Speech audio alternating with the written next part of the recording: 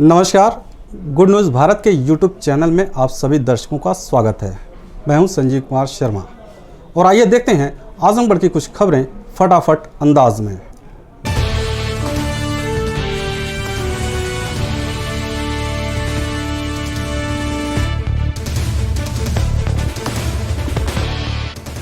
महाराष्ट्र से मऊ जिले में कोरोना पॉजिटिव मरीज के संग यात्रा कर घर पहुंचे आजमगढ़ जिले के जहानागंज क्षेत्र निवासी दंपत्ति को मंडलीय अस्पताल में आइसोलेट कर दिया गया है।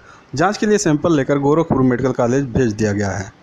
जिलाधिकारी नागेंद्र प्रसाद सिंह ने बताया कि मऊ के 2 युवक और जहानागंज के निवासी दंपत्ति मुंबई से मऊ तक साथ में यात्रा कर घर पहुंचे थे।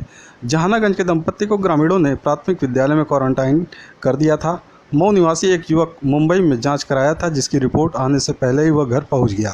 शुक्रवार को दोनों की रिपोर्ट पॉजिटिव आने पर मऊ प्रशासन ने इसकी सूचना आजमगढ़ डीएम को दी है। डीएम ने बताया कि पुलिस और स्वास्थ्य विभाग की टीम दंपत्ति को मंडलीय जिला चिकित्सालय लेकर पहुंची, जहां सैंपल लेकर आइसोलेट कर दिया गया है। तो वहीं गाँव वालों को घर से बाहर निकलने की पाबंदी लगा दी गई है। गाँव पर नज़र रखी जा रही है। इसके साथ ही इलाके को सैनिटाइज कराया जाएगा। हालांकि दंपत्ति गांव से बाहर के प्राथमिक विद्यालय में थे, इसलिए ज़्यादा खतरा की आशंका नहीं है। आजमगढ़ जिले के चकरपानपुर स्थित राजकीय मेडिकल कॉलेज व सुपर फैसिलिटी अस्पताल में एसडीएम सदर व क्षेत्राधिकारी सदर ने प्रधानाचार्य व चिकित्सकों के साथ बैठक की।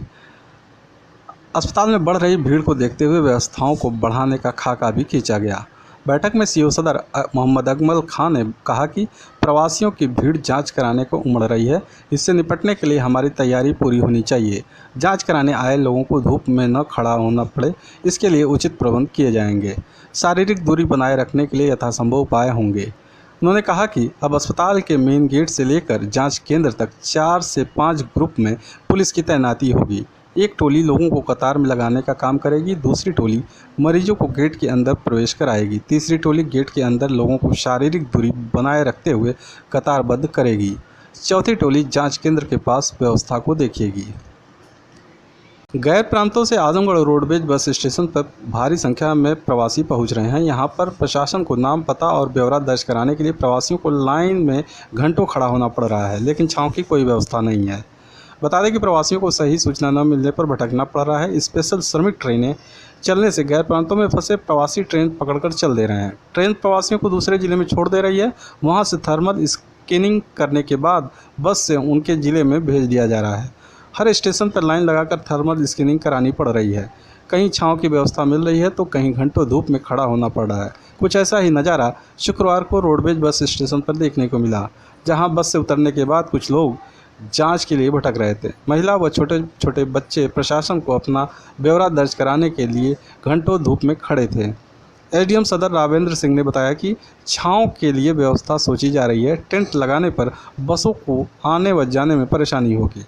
रोडवेज भवन में के हाल में ही ब्यौरा दर्ज कराने तक जाँच की सुविधा देने पर विचार चल रहा है। आजमगढ़ जिलाधिकारी नागेंद्र प्रसाद सिंह की अध्यक्षता में कलेक्टर सभागार में जिला स्तरीय आरसेटी सलाहकार समिति की समीक्षा बैठक संपन्न हुई। समीक्षा के दौरान सभी बैंकों की जमा ऋण अनुपात खराब पाई गई, जिस पर जिलाधिकारी ने समस्त बैंकों के बैंक कर्मियों को निर्देश दिए कि सीडी रेशियो बढ़ाना सुनिश्चित करें। जिलाधिकारी ने सभी बैंक के मैनेजरों को निर्देश दिए कि जो बैंक मित्र ग्रामीण क्षेत्रों में जाकर लाभार्थियों को नगद धनराशि उपलब्ध करा रहे हैं, उनको अवगत कराएं कि जो मनरेगा के श्रमिक हैं उसका पैसा भुगतान करने हेतु मनरेगा लाभार्थियों के घर जाकर पैसा उपलब्ध कराएं। जिलाधिकारी ने सभी बैंकों के प्रतिनिधियों से कहा कि ग्रामीण औद्योगिकीकरण को बढ़ाएं, जिससे कि युवाओं को रोजगार मिले। उन्होंने कहा कि युवाओं के लिए फ्रेंड फिलॉसफर गाइड बने, उनके प्रोजेक्ट में कोई कमी हो तो उसका सहयोग करते हुए उसको ठीक कराएं। उन्होंने कहा कि वर्तमान समय में बड़ी संख्या में प्रवासी मजदूर अन्य प्रदेशों से आ रहे हैं, उनके हाथों को रोजगार उपलब्ध कराएं। जिलाधिकारी ने मुख्य विकास अधिकारी को निर्देश दिया कि अपर जिलाधिकारी वित्त एवं राजस्व व बैंकों के अच्छे ब्रांच मैनेजरों की कमेटी बनाएं। यह कमेटी बाजार में जाकर सर्वे करे कि किस किस प्रोडक्ट का ज़्यादा प्रयोग हो रहा है और साथ ही एग्रो प्रोडक्ट की भी सूची बनाएं। उन्होंने यह भी निर्देश दिया कि प्रत्येक ब्लॉकों में 5-5 प्रोड्यूसर ग्रुप बनाएं और स्वदेशी उत्पाद को बढ़ावा दिया जाए। उत्तर प्रदेश माध्यमिक शिक्षक संघ के पदाधिकारियों ने मूल्यांकन केंद्र पर परीक्षकों की समस्याओं को लेकर आजमगढ़ डीएम को ज्ञापन सौंपा।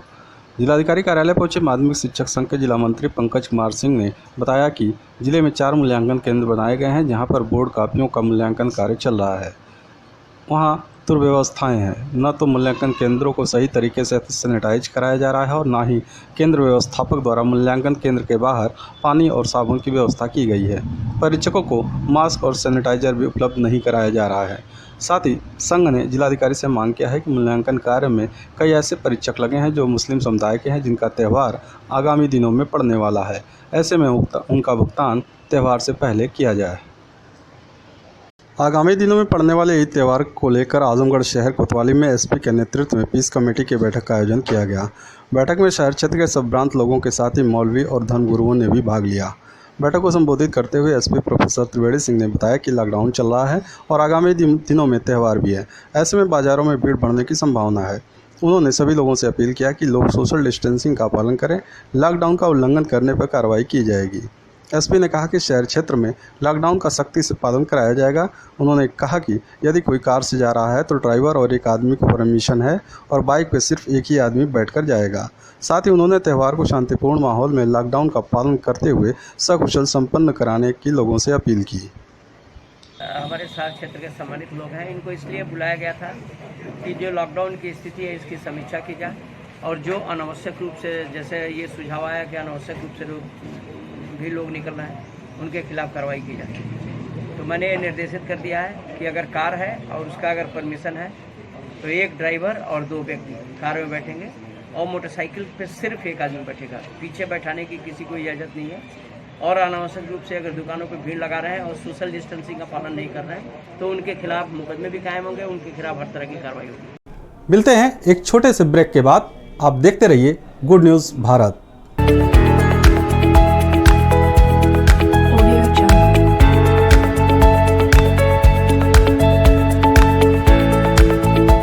ब्रेक के बाद एक बार फिर आपका स्वागत है। आइए देखते हैं आजमगढ़ की खबरें फटाफट अंदाज में। आजमगढ़ जिले में कोरोना संक्रमण काल में नियमित ड्यूटी करने के बावजूद ग्रामीण बैंक कर्मियों के साथ भेदभाव के विरोध में बड़ौदा यूपी बैंक के कर्मी 11 मई से काली पट्टी बांधकर कार्य कर रहे हैं। यूपी ग्रामीण बैंक अधिकारी एसोसिएशन के प्रदेश अध्यक्ष सुभाष चंद्र तिवारी ने बताया कि संगठन के विरोध के बाद बैंक प्रबंधन ने 1 माह का वेतन अग्रिम और लॉकडाउन के कार्य दिवसों में यात्रा भत्ता भुगतान का आदेश कर दिया है, किंतु व्यावसायिक बैंक कर्मियों के समान कोविड-19 के विरुद्ध 30 लाख का बीमा कवरेज और लॉकडाउन के दौरान 6 दिन काम करने पर 1 दिन का अतिरिक्त वेतन की प्रोत्साहन राशि के भुगतान की सुविधा लागू नहीं की।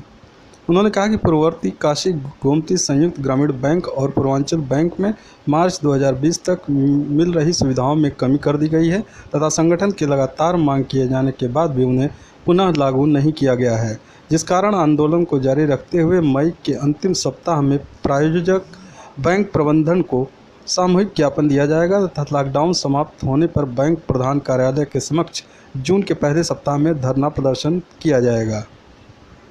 आजमगढ़ जिले में राष्ट्रीय आजीविका मिशन के तहत रानी की सराय में तैनात कंप्यूटर ऑपरेटर की सेवा समाप्ति के लिए सीडीओ ने निदेशक को पत्र लिखा है। सीडीओ आनंद कुमार शुक्ल ने बताया कि उत्तर प्रदेश राज्य ग्रामीण आजीविका मिशन योजना के तहत इंटेंसिव ब्लॉक रानी की सराय के बीडीओ की रिपोर्ट के अनुसार उजरा वर्गीस कंप्यूटर ऑपरेटर बिना किसी सूचना के 23 मार्च से 11 मई तक अनुपस्थित रहीं। बीडीओ की रिपोर्ट के आधार पर कंप्यूटर ऑपरेटर उजरा वर्गीस की सेवा समाप्त करते हुए इनके स्थान पर नए कार्मिक भेजने के लिए मिशन के निदेशक को पत्र लिखा गया है। आजमगढ़ जिले के नराव गांव स्थित आश्रम के महंत ने अवैध रूप से हो रहे मिट्टी खनन को रोकने की मांग को लेकर डीएम को ज्ञापन सौंपा। जिलाधिकारी कार्यालय पहुंचे जिले के मुबारकपुर थाना क्षेत्र के नराव गांव स्थित एक आश्रम के महंत संजय चौहान ने आरोप लगाया कि मुख्यमंत्री सीएम योगी आदित्यनाथ के ड्रीम प्रोजेक्ट पूर्वांचल एक्सप्रेसवे का कार्य तेजी से किया जा रहा है। इस कार्य में लगी संस्था मनमाने ढंग से मिट्टी का खनन कर रही है। आश्रम की दीवार को तोड़कर मिट्टी की खुदाई 20 से 25 फीट नीचे तक किया जा रहा है। मना करने पर आश्रम के साधुओं के साथ अभद्रता की जा रही है। उन्होंने डीएम को ज्ञापन सौंप मांग किया कि अवैध रूप से मानक के विपरीत हो रहे मिट्टी खनन को तत्काल रोकते हुए दोषियों के खिलाफ कार्रवाई की जाए। कोरोना के संभावित संक्रमण को लेकर आजमगढ़ से एक बड़ी खबर है।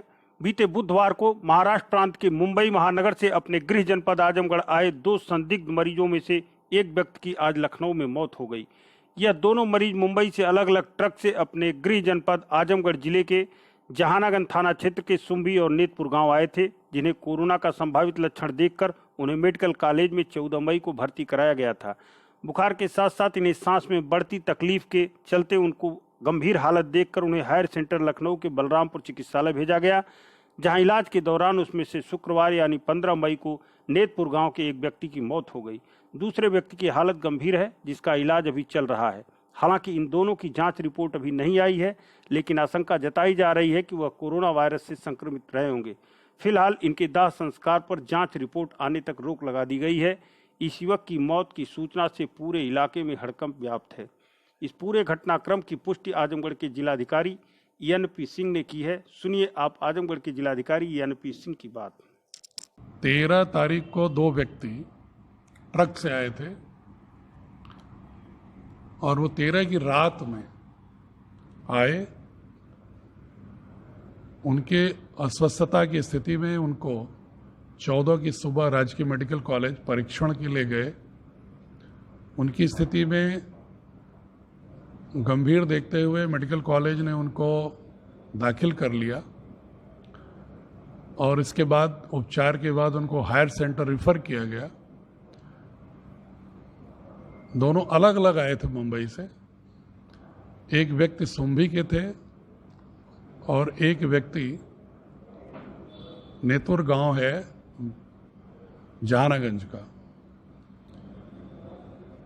उसमें से एक व्यक्ति की आज हायर सेंटर बलरामपुर अस्पताल जब गए थे लखनऊ, तो मुझे अभी सूचना मिली है कि दूरभाष पर कि उनकी डेथ हो गई है। मेडिकल कॉलेज ने कल उन दोनों लोगों का सैंपल भेजा था गोरखपुर। अभी रिजल्ट प्रतीक्षित है, रिजल्ट नहीं आया है सैंपल का। मैंने आदेश किया है कि जो एक व्यक्ति की मृत्यु हुई है उसके परिवार के साथ जिलाधिकारी होने के नाते पूरी संवेदना व्यक्त करता हूं और ये आदेश भी किया हूं कि जब तक सैंपल का रिजल्ट नहीं आ जाता है तब तक उसकी कोई अग्रेतर दाह संस्कार, पोस्टमार्टम आदि ना हो। और यदि रिपोर्ट निराशाजनक आती है तो जो प्रोटोकॉल है दाह संस्कार का स्वास्थ्य विभाग का, उसके अनुसार ही किया जाए। इसलिए यह परिवार वालों को तकलीफ हो सकती है, लेकिन हमने सामुदायिक संक्रमण रोकने की दृष्टि से यह आवश्यक है, इसलिए कदम उठाया है।